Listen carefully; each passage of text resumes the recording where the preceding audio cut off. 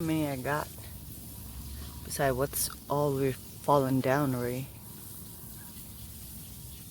It's actually pretty good. Sweet, a little tart under the skin, but it's really good.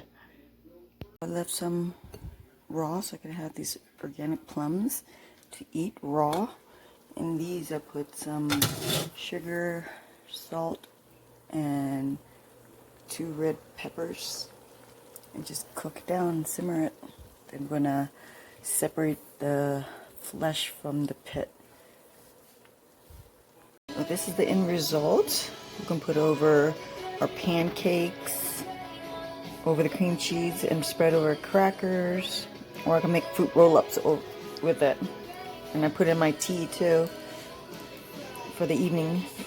There's no way that helps me from drinking alcohol, because I'm trying to give alcohol up almost a month. Yeah, this is good. Sweet, tangy, and a little hint of spice from the 2 red peppers that I put in.